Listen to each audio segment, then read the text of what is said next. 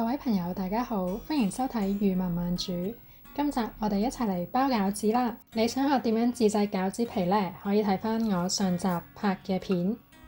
我準備咗鮮蝦同埋牛肉作為餃子嘅餡料，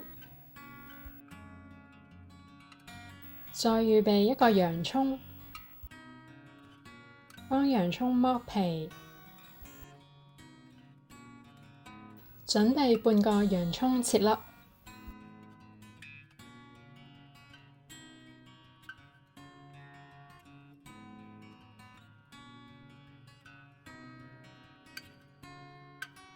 清洗乾淨200克鮮蝦，然後切粒。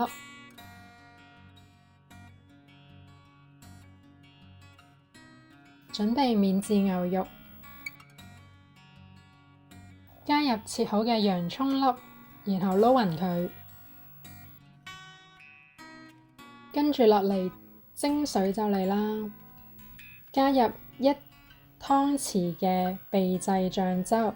如果大家想學點樣整呢個醬嘅話，就留言話我知啦，我會教大家點樣整又健康又好味嘅醬嘅。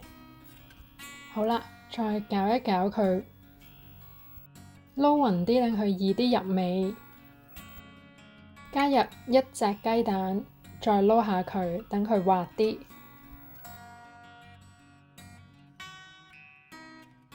加入鮮蝦粒，撈勻佢。用我哋之前整好嘅餃子皮嚟包餃子，想知道點樣整嘅話，睇右上方嘅教學影片。先攞1湯匙嘅鮮蝦牛肉餡擺喺餃子皮嘅中間，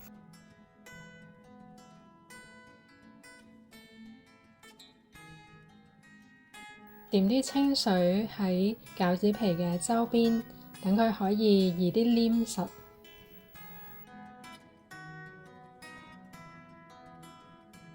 先由中間開始接埋黏實，跟住左邊接起好似咁樣，然後再咁樣接。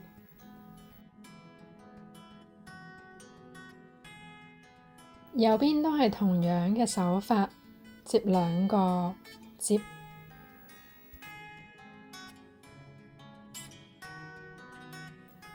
壓實收邊。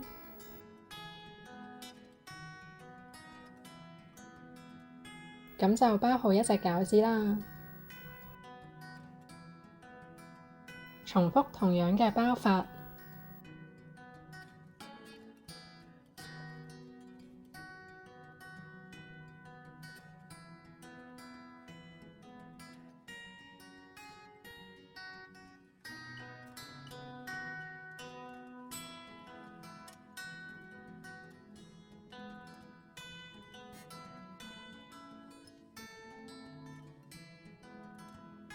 雪落雪櫃急凍，可以儲存2星期。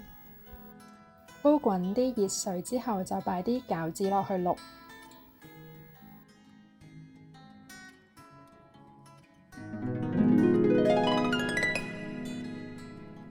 又健康又飽滿嘅餃子就自製完成啦。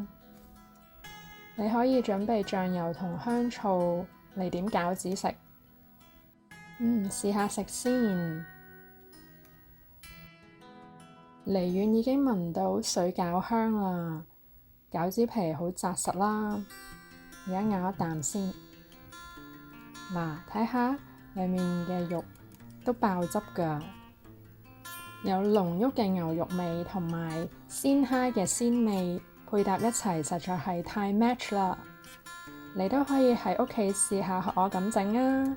希望呢段影片你會鍾意啦。